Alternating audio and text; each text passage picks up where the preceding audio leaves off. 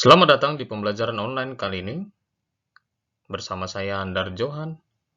Materi kita kali ini adalah kesebangunan dan kekongruenan kelas 9. Part 1. Di sini ada catatan penting. Dua bangun dikatakan sebangun jika memenuhi syarat, harus memenuhi kedua syarat berikut. Sudut-sudut yang bersesuaian sama besar, baru B, sisi-sisi yang bersesuaian mempunyai perbandingan yang sama. Ingat, harus memiliki kedua syarat berikut. Jika salah satu syarat saja tidak terpenuhi, maka dua bangun tersebut tidak dikatakan sebangun. Contoh soal. Apakah persegi panjang ABCD sebangun dengan persegi panjang PQRS?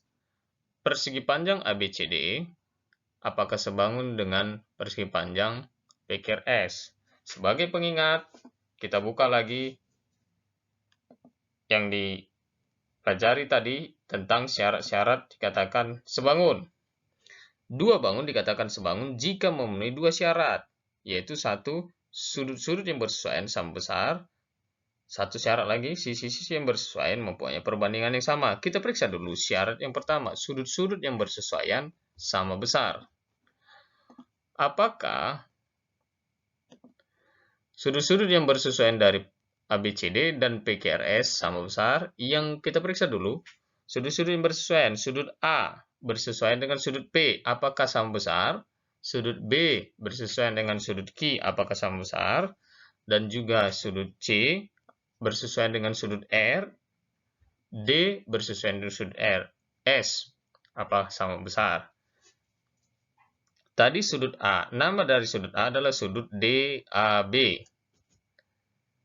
Bersesuaian dengan sudut SPQ, apakah sama besar? Ya, sama besar, karena sifat segi panjang. Sama-sama 90 derajat. Sudut ABC bersesuaian dengan sudut PQR, apakah sama besar? Ya, karena sudut ini 90 derajat, 90 derajat juga, maka mereka sama besar. Demikian juga sudut BCD sama besar dengan sudut QRS. Dan juga sudut ADC atau sudut D itu sama dengan sudut PSR atau sudut S. Berarti syarat pertama terpenuhi. Maka sudut-sudut yang bersesuaian sama besar. Syarat pertama terpenuhi, berarti kita periksa syarat kedua. Harus kedua-dua syarat terpenuhi. Sisi-sisi yang bersesuaian, sekarang kita sesuaikan. AB bersesuaian dengan sisi PQ. BC bersesuaian dengan sisi QR. CD bersesuaian dengan sisi RS. AD bersesuaian dengan sisi PS. Apakah perbandingan AB banding PQ sama dengan BC banding QR atau sama dengan DC banding SR atau sama dengan AD banding PS. Apakah perbandingan sisi-sisi yang bersesuaian sama besar? AB kita bandingkan dengan PQ. AB kita bandingkan dengan PQ karena mereka bersesuaian. Selanjutnya BC kita bandingkan dengan QR karena mereka bersesuaian. Setelah itu CD bandingkan dengan RS karena mereka bersesuaian. Setelah itu AD dibandingkan dengan PS. Kita periksa. Harus perbandingannya ini harus sama dengan perbandingan ini, harus sama dengan perbandingan ini, harus sama dengan perbandingan. Jika salah satu tidak sama, maka syarat kedua tidak terpenuhi. Berarti dia bukan sebangun. Ingat, dikatakan sebangun jika memiliki dua syarat tadi.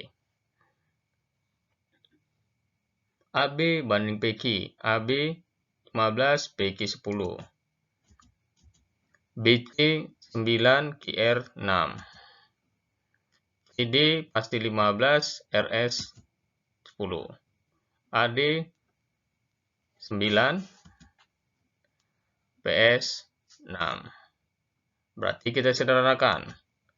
3/2, di sini juga 3/2, di sini juga 3/2, di sini juga 3/2. Karena semuanya sama perbandingannya, maka sisi-sisi yang bersesuaian mempunyai perbandingan yang sama. Benar. Berarti, ingat tadi, syarat yang buat untuk dua bangun dikatakan sebangun jika memenuhi syarat sudut-sudut yang bersesuaian sama besar itu sudah terpenuhi, sisi-sisi yang bersesuaian mempunyai perbandingan yang sama itu juga sudah terpenuhi. Berarti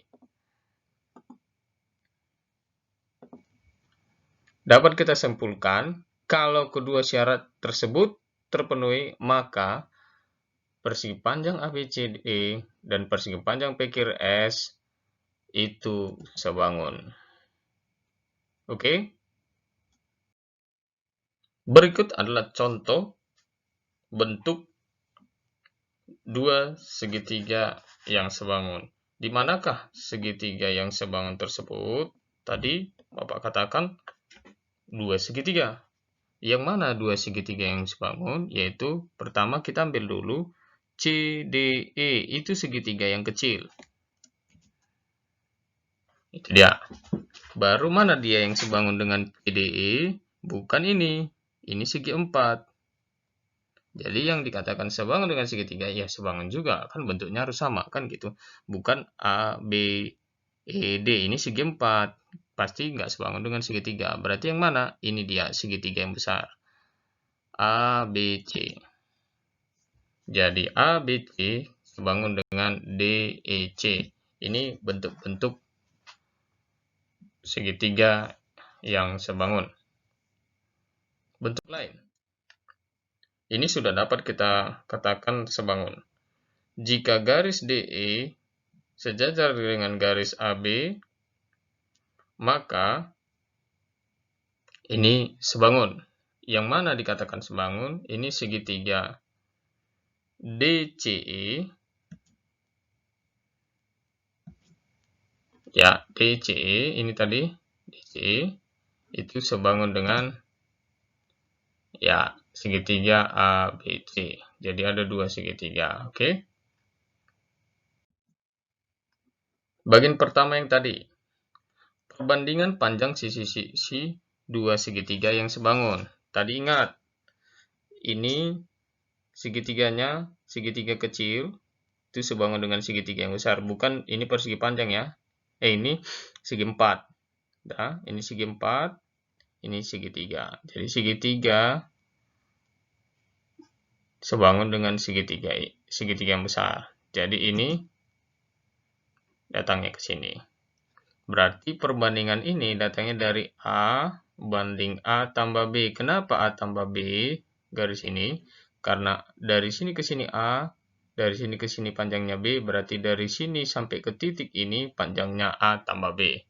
Demikian juga dari sini ke sini C, dari sini ke sini D, berarti C tambah D, maka panjang dari sini adalah C tambah D. Berarti perbandingannya, ingat tadi perbandingannya, A banding A tambah B, udah, sama dengan C banding C tambah D, C tambah D, oke, sama dengan E banding F. Baru dapat kita simpulkan A banding B sama dengan C banding D. Oke, demikian juga yang bentuk yang kedua tadi.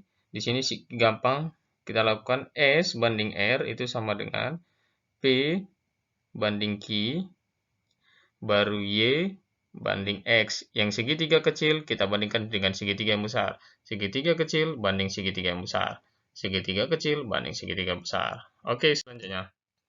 Bentuk lain, perbandingan dua segitiga yang sebangun. Di sini ada berapa segitiga? Ya, ada 3 segitiga siku-siku yang sebangun. Kita pecah. Yang pertama segitiga kecil ini, DAC. Ini dia, DAC. Sebangun dengan segitiga DBA. Ini DBA. Ini segitiga DBC. ABC. Berarti gabungan segitiga ini adalah 3 segitiga yang sebangun. Ingat tadi ya? Tapi harus siku-siku. Perbandingan panjang sisi dua segitiga yang sebangun adalah di sini BC kuadrat. BC kuadrat itu sama dengan adalah CD kali CA. BD kuadrat itu sama dengan perkalian DC kali DA. BA kuadrat itu sama dengan AD kali AC. Demikian rumusnya. Untuk perbandingan panjang sisi dua segitiga yang sebangun, ini sebenarnya dua segitiga yang sebangun ya. Ini kalau diperpanjang garisnya ini ke sini, garis putus-putus, maka ini seperti dua segitiga yang sebangun. Di sini jikalau ditanya EF sama dengan panjang EF sama dengan AE kali CD tambah ED kali AB. Ya, berarti panjang EF sama dengan AE kali CD DE kali AB per AE tambah ED. Itu rumusnya. Di sini jikalau ada bentuknya seperti begini, DC sejajar dengan AB dan sejajar dengan EF, di mana titik EF adalah titik E merupakan titik tengah dari AC, titik F adalah merupakan titik tengah dari BD. Maka panjang EF gampang saja kita dapat, yaitu AB dikurang CD. Setelah selisihnya didapat, baru kita bagi 2. Atau setengah dari selisih dari AB dan CD. Oke, sampai di sini video pembelajaran materi kesebangunan dan kongruen part 1. Nantikan video part kedua. Tetap berlatih. Sampai jumpa.